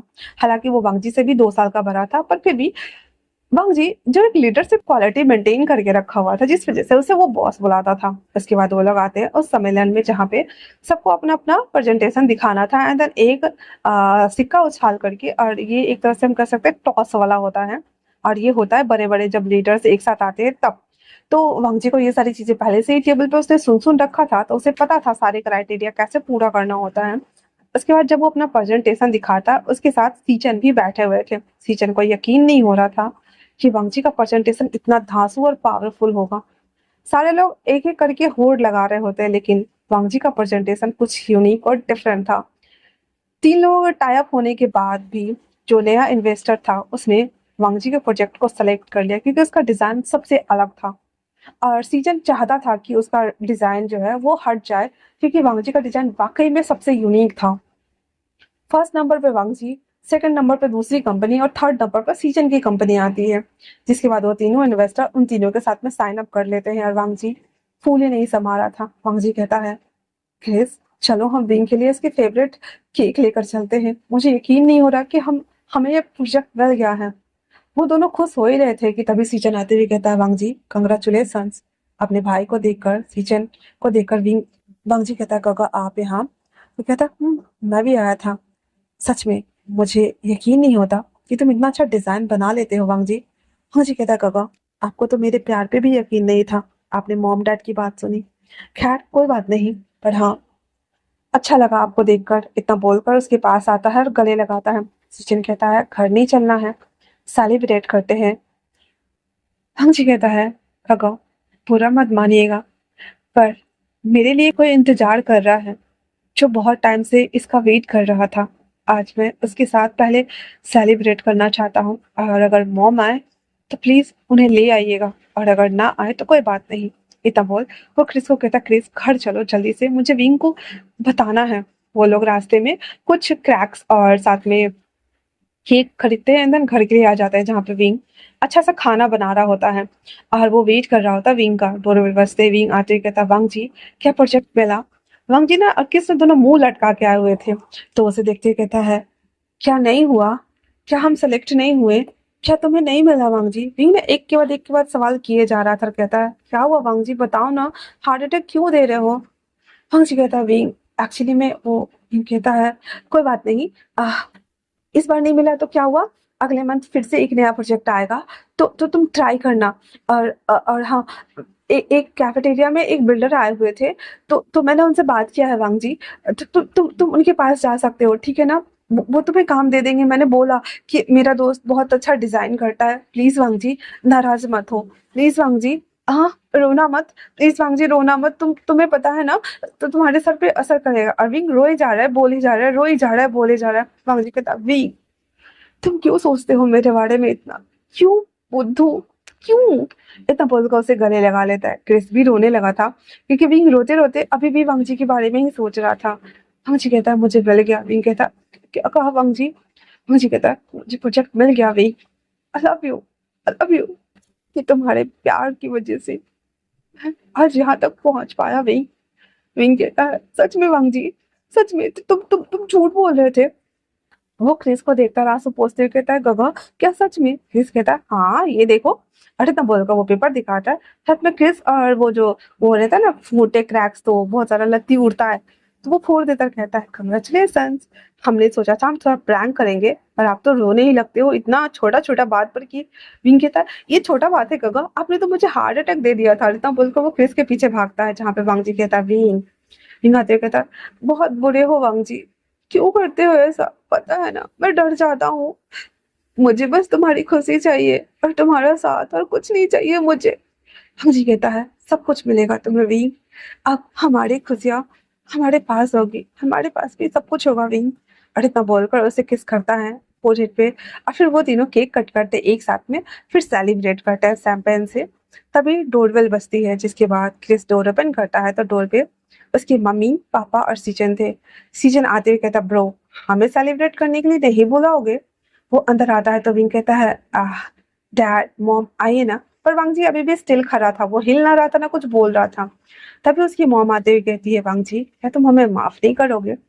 वांग जी सीधे कहता है विंग को अपने पीछे करते हुए, अगर आपको लगता है कि आप मुझे विंग से अलग करने आए हैं तो यहाँ से अभी के अभी चले जाइए, क्योंकि मैं विंग के साथ ही रहूंगा और मैं विंग को कभी भी छोड़ के नहीं जाऊंगा, भूल जाइए आप लोग। तो उसकी मॉम कहती है अरे अरे अरे, मैं तुम दोनों को अलग करने नहीं आई हूँ बाबा, मैं तो बस अपने बेटी के साथ सेलिब्रेट करने आई हूँ, क्या हम सेलिब्रेट नहीं कर सकते? आई एम सो सॉरी व्यंग जी, मुझे लगा था कि तुम घर छोड़ के जाओगे तो 4 दिन में लौट आओगे, पर पूरे 1.5 साल हो गए हैं वांग जी। और मैं समझ गई हूँ, तुम दोनों के प्यार को समझ गई हूँ, मुझे कोई एतराज नहीं है। बस अब ये सब गिला शिकवा छोड़ो और अपनी मॉम को माफ कर दो। और विंग विंग तो डर रहा था, फिर वो कहता है मुझे माफ कर दो बाबा, तुम्हारे मम्मी पापा नहीं हैं, मुझे तुम्हारी मम्मी पापा बनना चाहिए था, लेकिन मैंने तुम्हें वांग जी से अलग कर दिया। सिर्फ और सिर्फ सही कहा वांग जी तुमने, हमने पूरी लाइफ पैसा बिजनेस पार्टी ये वो सक्सेस ही देखा है, पर फैमिली क्या होता है वो नहीं देखा है। तुम्हारे जाने के बाद लगा शायद कि कुछ तो कमी है लाइफ में। तुम्हें पता है तुम्हारे गगा भी अपने पसंद के लड़के से शादी कर रहे हैं, और तुम्हारा गगा भी एक लड़के को पसंद करता है। जब उसने मुझे ये बताई तो पहले तो मैं शौक में हो गई, फिर तुम्हारे गगा ने मुझे काफी समझाया एंड देन हम मान गए, और मैं चाहती हूँ कि मेरे दोनों बेटे की शादी एक साथ हो। किंग कहता है मॉम ये कोई नया ट्रिक है क्या? इस पे कहती है, नहीं नहीं। फिर उसके डैड कहते हैं वो सब छोड़ो, आज सेलिब्रेट का मौका है, सेलिब्रेट नहीं करोगे क्योंकि मेरे दोनों बेटे ने दोनों टेंडर पास कर लिए हैं भाई। और इतना बोल करके वो आता है, वांग जी को गले लगा लेते हैं। वांग जी अपने डैड से काफी ज्यादा अटैच था, दैट्स व्हाई कहता है डैड सच में। उसके डैड कहते हैं हमें माफ कर दो, अगर बच्चे गलती करते हैं तो पेरेंट्स माफ करते हैं ना, बट अगर बड़े गलती करे तो बच्चे का फर्ज नहीं है कि उन्हें माफ कर दे। विंग कहता है वांग जी डैड को माफ कर दो ना प्लीज। विंग की बात सुनकर वांग जी कहता है अगर तुम कह रहे हो तो सच में कर देता हूँ, पर हाँ अगर किसी ने भी मुझसे मेरे विंग को अलग किया। वांग जी अभी भी डैड को गले लगाए हुए है, पर लेफ्ट हैंड से उसके हाथ को पकड़े हुए था कस के, जैसे अगर विंग का हाथ छोड़ा तो कहीं विंग गायब ही ना हो जाए। फिर सारे लोग सेलिब्रेट करते हैं, विंग ने जो खाना बनाया था वो सब कुछ मिलकर खाते हैं, सब कुछ अच्छे से एंजॉय करते हैं। उसके बाद उसकी मॉम कहती है अब सब कुछ अच्छा हो गया है तो मैं चाहती हूँ कि तुम दोनों एक साथ शादी कर लो और घर वापस लौट आओ वांग जी। वांग जी कहता है मॉम उसके बाद भी मैं विंग के साथ यहाँ रहना चाहता हूँ क्योंकि ये हमारा अपना घर है। इस वांग जी कहता है विंग वो भी हमारा अपना घर है और यकीन मानो तुम्हारे विंग को कोई तुमसे अलग नहीं करेगा और ना ही कोई उसे हार्म करेगा। और विंग को भी तो एक फैमिली का हिस्सा बनने दो, क्योंकि विंग के पास फैमिली नहीं है। हाँ जी कहता है, और मेरा पीए भी मेरे साथ जाएगा। क्रिस कहता है, हाँ हाँ मैं भी बेघर हूँ भाई, मेरे पास भी कुछ नहीं है, तो मैं अपने जॉबों के साथ ही रहूंगा, आई मीन की बॉस के साथ ही रहूंगा।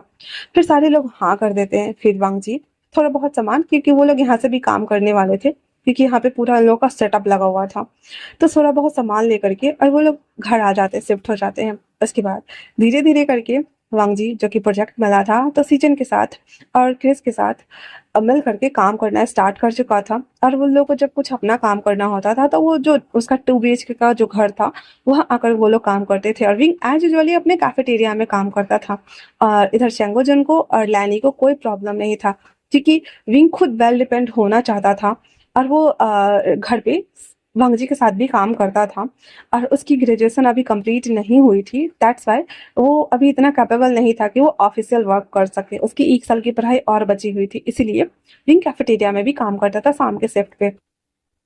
धीरे धीरे करके सब अपनी अपनी लाइफ में बढ़ रहे थे।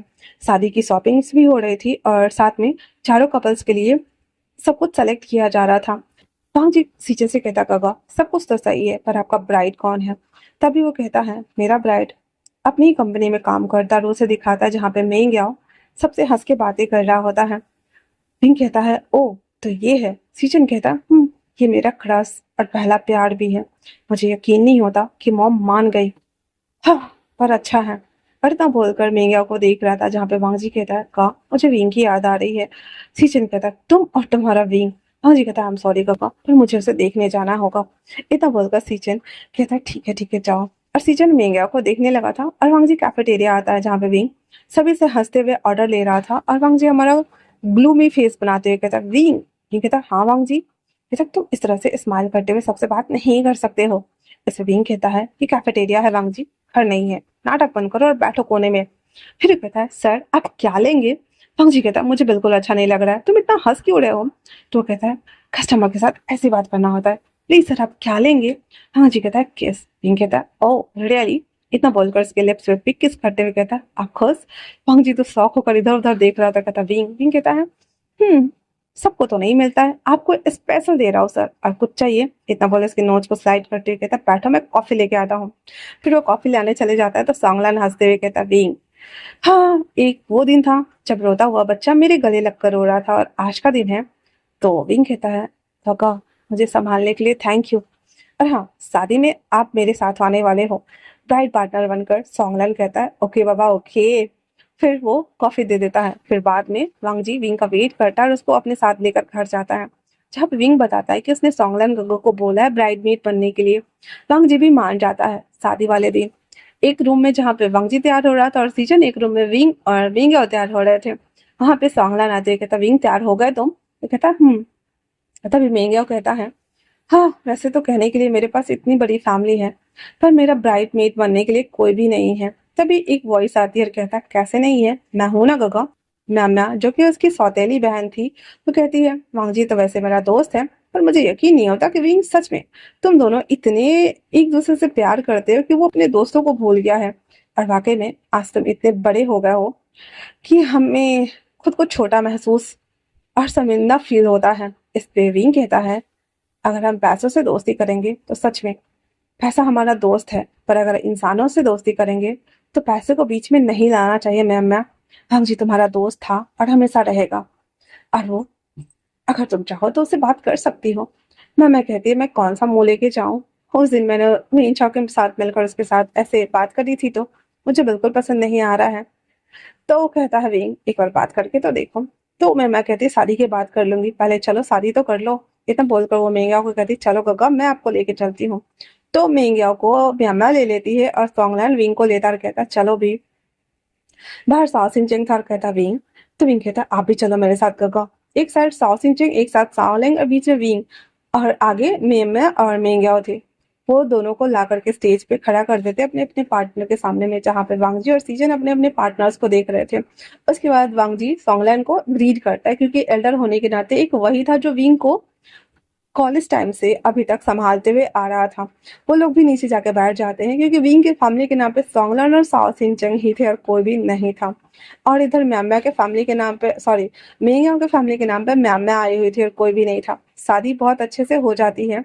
एक दूसरे को रिंग एक्सचेंज करने के बाद एल्डर एंड सिस्टर को बो करने के बाद दोनों फाइनली किस करते हैं। चारों कपल नीचे आकर अपने फैमिली को ग्रीट करते हैं और बाद में वांगजी सोंगलन को जाके भी ग्रीट करता है क्योंकि वो बड़ा था। सोंगलन कहता है वांगजी शादी तो हो गई, नई जिम्मेदारी और सक्सेस दोनों मिली है, इसको अपने सर मत चढ़ने देना, इसे हमेशा के लिए बनाए रखना और विंग का साथ भी।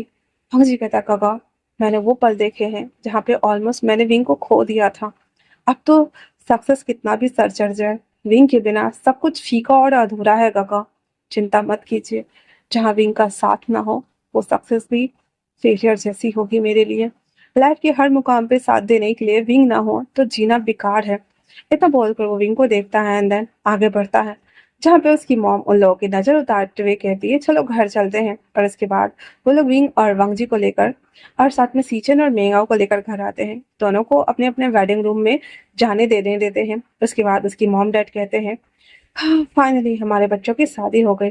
तभी उसके डैड कहते हैं वैसे हमने भी तो काफी गलतियां करी हैं और अब देखो हमारा बेटा कितना अच्छा सक्सेसफुल बिजनेसमैन बनने जा रहा है। तो लैनी कहती सही कहा, मैं भी पैसों में इतनी अंधी हो गई थी कि मैं भूल गई थी कि मुझे अपने बच्चों को और फैमिली को भी ध्यान देना चाहिए, पर मैंने क्या कर दिया। पर कहते हैं ना कभी कभी कुछ बुरा अच्छा चीज लेकर आता है। हमारे वांगजी को देखो, खुद के पैरों पे आज वो खुद की कंपनी का मालिक बना हुआ है। हाँ, और ये सोचते हुए कहते चलो अंदर चलते हैं। और वो लोग अंदर चले जाते हैं और वो लोग अपना अपना हनीमून प्लान कर रहे थे एंड देन साथ में वेडिंग नाइट भी इंजॉय कर रहे होते हैं, जहाँ पे विंग वांगजी से कहता है अब तो शादी भी हो गई, सब कुछ हो गया, अब क्या। वांगजी कहता है अब क्या, अब तो मुझे अपने हस्बैंड का छोटा सा बेबी बन के रहना है पूरी लाइफ के लिए। और हाँ, अब तुम्हारी अगले साल कंप्लीट हो जाएगी ग्रेजुएशन, तो तुम्हें कैफेटेरिया में काम नहीं करना है, तुम मेरे साथ काम कर सकते हो। विंग कहता है सही कहा। और उसके बाद वांगजी उसे किस करते हुए कहता है wing thank you so much मेरे लाइफ में आने के लिए, मुझे एक परिवार क्या होता है समझाने के लिए, मेरे अकेलेपन में मेरा साथी बनने के लिए और आज फाइनली मेरा हस्बैंड बनने के लिए। विंग उसे कहता है थैंक यू तो मुझे बोलना चाहिए, एक अनाथ बच्चे को अपना बनाने के लिए, उसे शादी करने के लिए, उसे इस मुकाम तक लेके आने के लिए। आई लव यू वांगजी, आई लव यू। और इतना बोलते हुए वापस से फाइनली वो लोग अपनी अपनी एक्टिविटी में लग जाते हैं। तो इसी के साथ ये छोटा सा स्टोरी यहीं पे खत्म होता है। कैसा लगा आप लोगों को मुझे कमेंट्स करके जरूर बताना। मिलते हैं नए वन शॉर्ट में, तब तक के लिए थैंक्स फॉर वॉचिंग।